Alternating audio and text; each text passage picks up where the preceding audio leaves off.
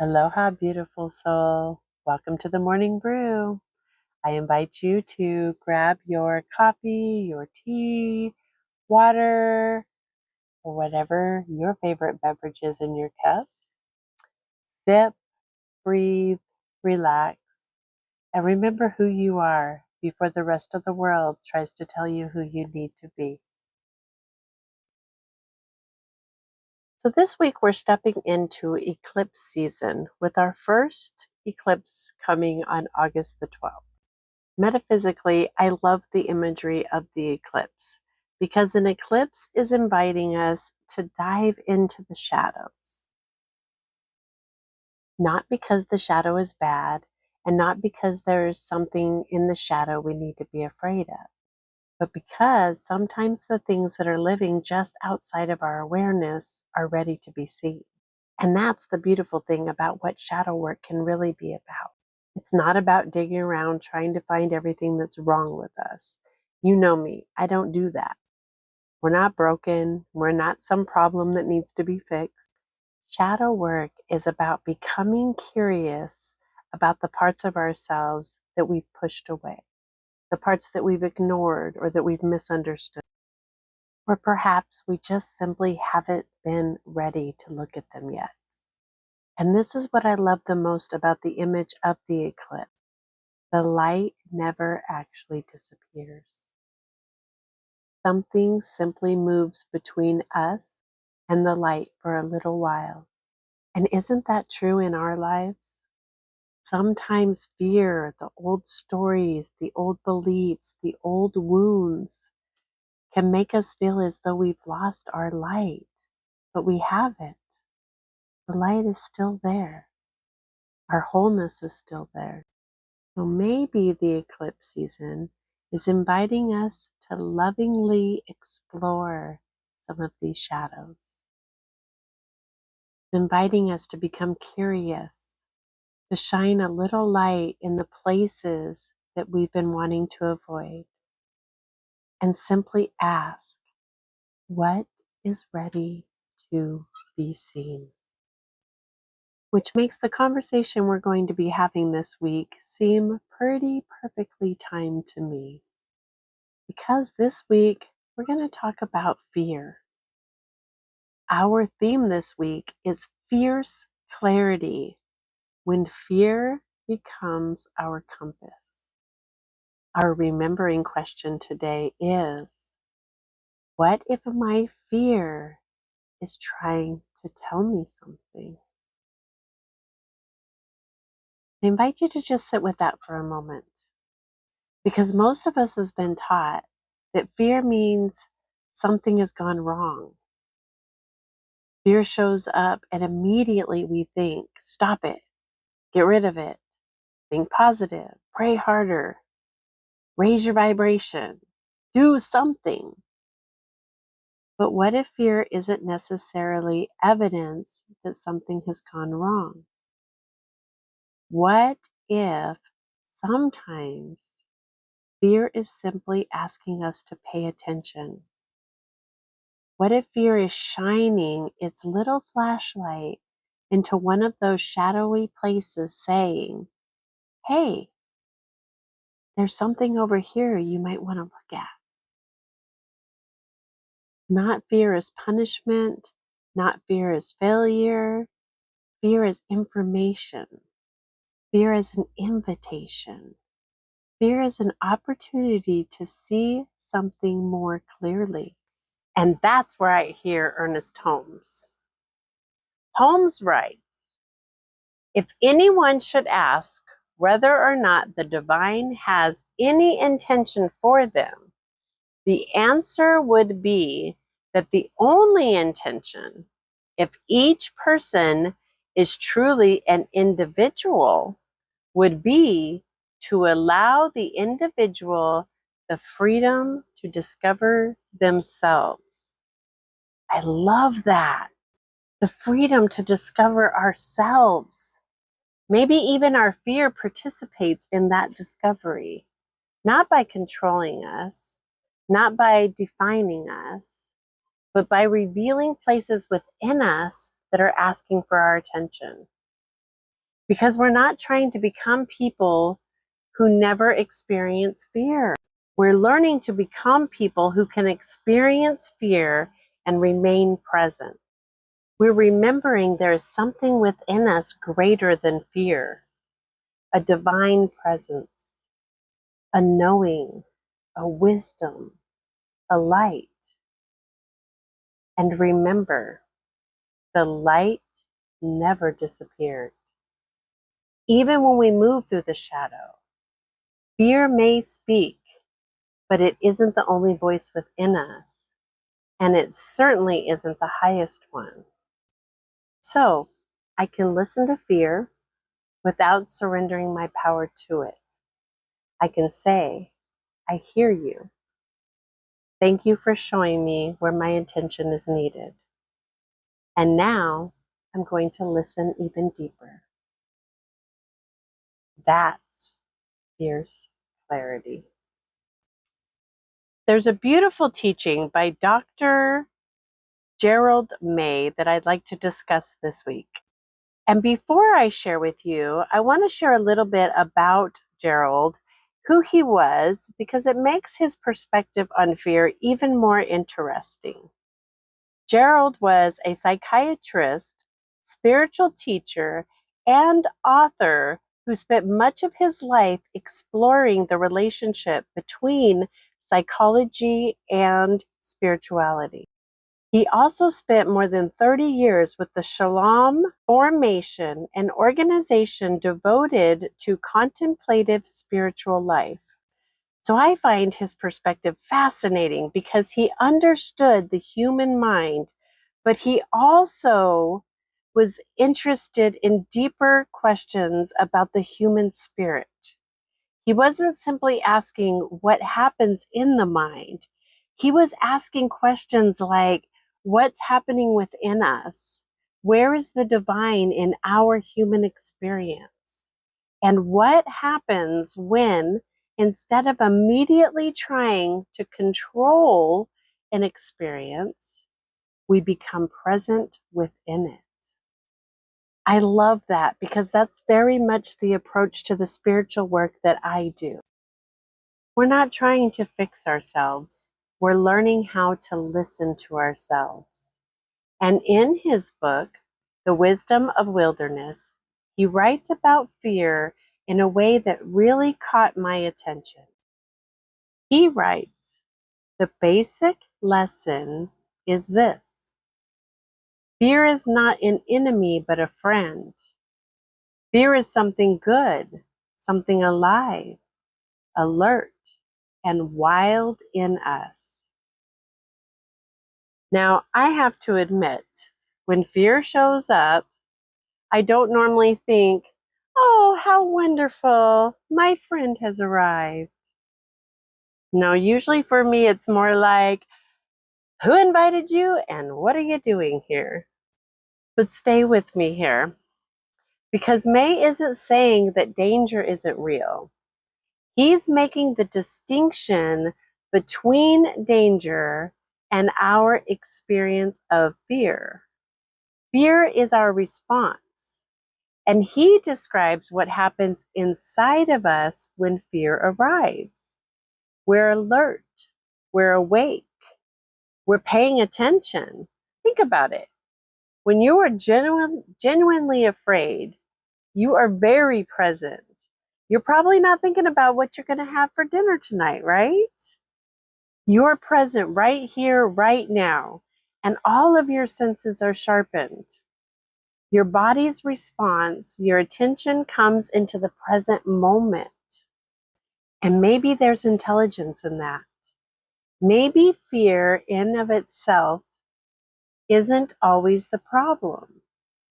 Maybe what matters is what we do with it. May goes even further when he invites us to imagine welcoming fear rather than immediately tightening against it. Not obeying it, not allowing it to run our lives, but becoming present enough to experience it and ask the question what it might reveal. And that's where this week's idea of fierce clarity becomes really interesting. Because there's a huge difference between letting fear control us and letting fear inform us. Now, I want to be clear. I'm not saying every fear means go do the thing. Sometimes fear says, hey, maybe don't walk down that dark alley by yourself. And we say, thank you, fear. Excellent work. But sometimes fear isn't saying stop. Sometimes fear may simply be saying to pay attention. And that's where the curiosity becomes powerful. Because there's a difference between I am afraid, therefore I can't, and I am afraid, I wonder what this is showing me. You feel the difference? That little space between the fear and the decision. That's where we get our power back. That's where we become present. That's where we can listen with our deeper wisdom. And that's where clarity begins. So I don't think that Gerald May is asking us to worship fear. He's certainly not asking us to obey every fear. And he's not asking us to eliminate fear. He's inviting us to become present enough to learn from the fear. And that brings me right back to our remembering question for today. What if my fear is trying to tell me something? Maybe before we tell our fear to leave, we could ask it what it came to say. So here's an image I want you to practice with throughout the week. Imagine you're driving in your car and fear shows up. That's fine. We're not going to leave fear stranded on the side of the highway. We're going to allow fear to get in. It can ride shotgun or the back seat. But fear does not get the keys to the car. And fear absolutely does not get to drive. And 100% fear gets nowhere close to our GPS. Because we all know that fear can take us on exits that we don't need to go on. Avoiding conversations that we actually really need to have, or staying in places you've already outgrown. Saying no to opportunities your soul has been whispering yes to for years. So instead of handing fear the steering wheel, we're going to listen. Okay, fear, you're here. What are you protecting? What am I afraid might happen? And maybe most importantly, what's underneath of you? Because sometimes underneath fear is something we deeply care about. Think about it. We don't usually fear losing something that doesn't mean anything to us. Sometimes fears points directly towards what we value. Fear of rejection may be standing beside a longing for connection. Fear of failure may be standing beside a dream that really matters. Fear of being seen may be standing beside a part of us that's finally ready to be expressed. Fear of change may be standing at the doorway of a life we've never lived before. Sometimes the things hidden away in those shadows isn't a terrible thing at all. Sometimes hidden there is our voice, our creativity, our dreams, our boundaries, our power, our authentic selves. Sometimes what we're afraid to look at isn't what's wrong with us. It's what's trying to come alive through us. So maybe fear isn't always the red light.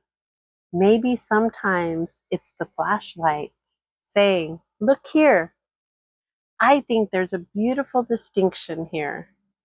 Fear can be information without becoming instruction. Fear can tell me, pay attention, but my deeper wisdom gets to decide, what do I do next? That's fierce clarity. I would like to invite you to join me as we go inward for a guided meditation, setting the intention to connect with listening to our fear. So, if it's comfortable for you, gently close your eyes or gaze at something that's comfortable to look at. And I invite you to start by taking a nice, slow, deep breath. And as you exhale, just release, soften. Again, a nice, deep breath inward.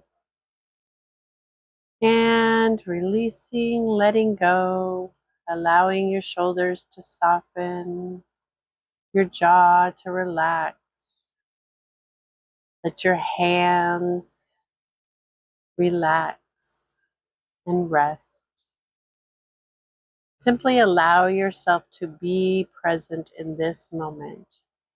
There's nowhere else you need to be, nothing you need to solve, nothing you need to fix. Just breathe. And I invite you to bring your awareness down to the bottom of your feet. And imagine the bottom of your feet beginning to open like roots and gently move downward, down through the floorboards, down into the beautiful Mother Gaia beneath you, extending deeper and deeper and deeper with each breath, anchoring you, supporting you, loving you, holding you. Feel the steadiness of the earth beneath you. Feel yourself grounded, safe, present.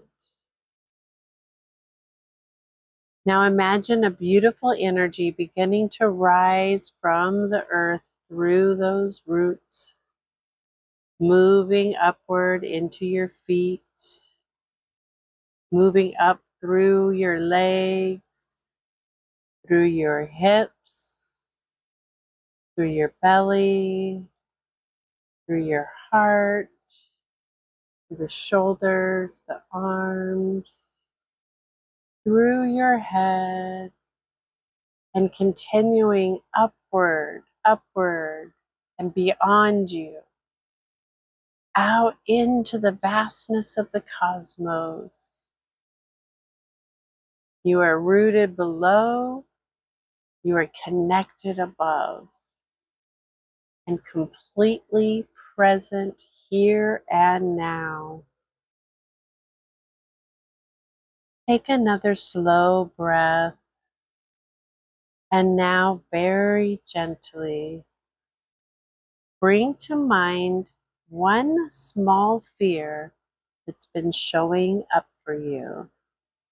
Nothing overwhelming. We're simply practicing curiosity.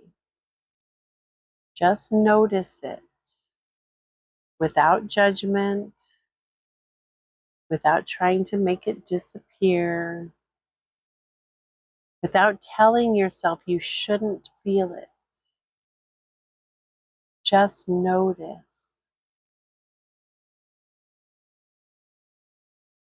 And maybe perhaps imagine that you are gently shining a soft light towards it.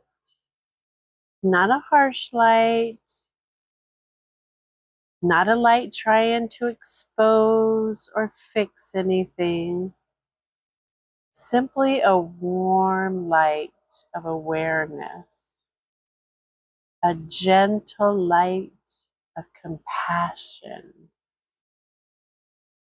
the light of your own divine presence. Remember, the light has always been there.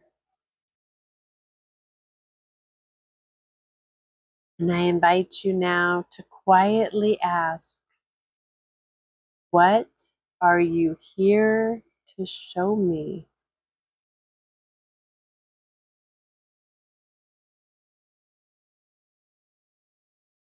Don't search for an answer, just allow it to come.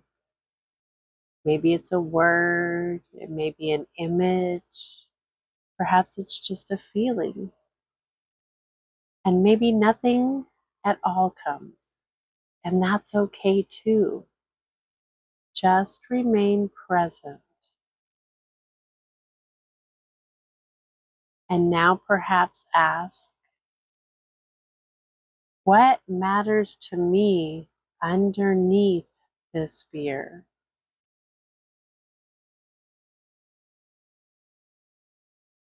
What might this fear be illuminating?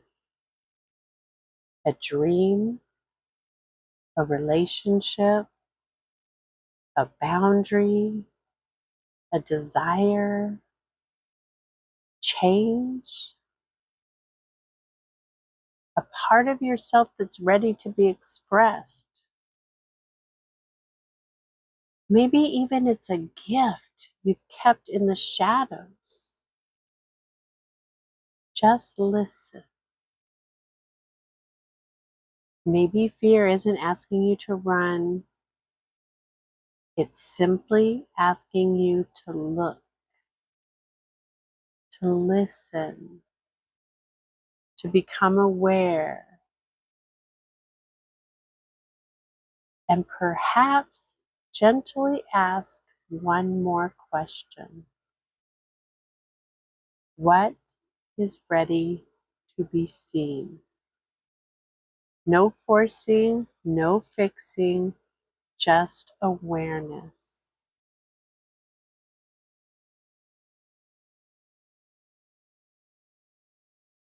Take another deep breath, breathing in gratitude and bringing in love for your ability to come into this space and consciously listen.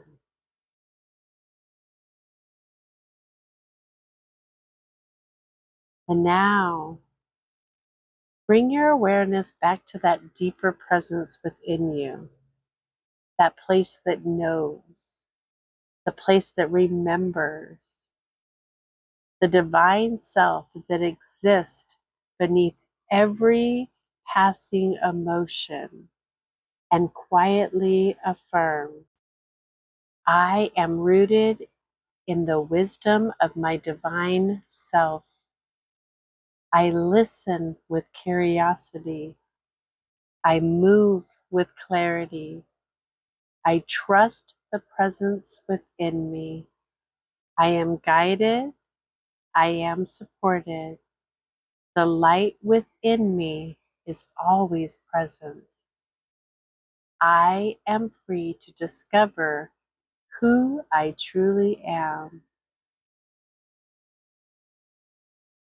Take another deep breath and feel that energy moving through your body, rooted into the earth, connected to the infinite presence within you. And when you're ready, bring your awareness back into your physical body, wiggling your fingers and your toes, taking one final deep breath and gently opening your eyes. Welcome back. Namaste. So here's what I'd like you to practice today. When fear shows up, don't immediately push it away. And don't automatically believe everything it says either. Pause, take a breath, and ask, what are you trying to show me? Then listen. Don't fix it. Don't argue with it. Don't try to spiritually bypass it. Maybe take a minute and write down whatever comes up for you. And if you want to, go a little bit deeper and ask, what matters to me underneath this fear? And maybe, especially during the eclipse season, ask, what is ready to be seen? Because today, we're not trying to eliminate fear. We're practicing becoming curious about it.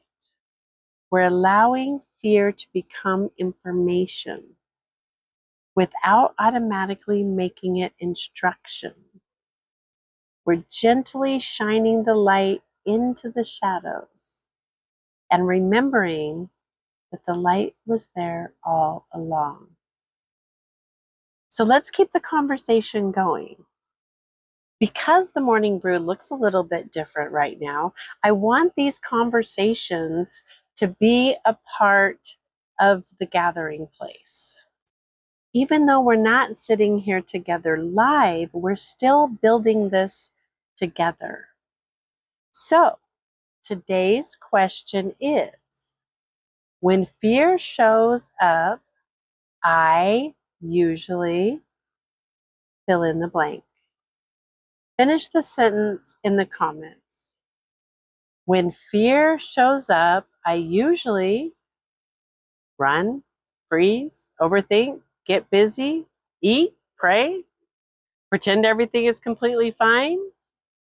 No judging. We're just getting curious. I'll be reading your responses because I want the morning brew to continue being something we create together. So tomorrow we're going one layer deeper and we're going to ask, what is my fear trying to protect? And I have a feeling that could get interesting. So make sure you're subscribed and have your notifications turned on so you know when tomorrow's morning brew is ready. And if today's message made you think of someone, share this with them. Invite them to grab their cup and to join us. There's always room for another chair at this table. Before we go, let's take one more deep breath together. Placing our hands on our heart if that feels comfortable. And affirm this with me. I face fear with fierce clarity and unwavering presence. One more time. I face fear with fierce clarity and unwavering presence. And remember, fear can come along for the ride. It just don't get to drive. You hold the keys. And even when you're moving through the shadows, the light is still there. Take a breath and remember who you are before the world tries to tell you who you need to be. Sip, breathe, remember, and I will see you back here tomorrow. Namaste.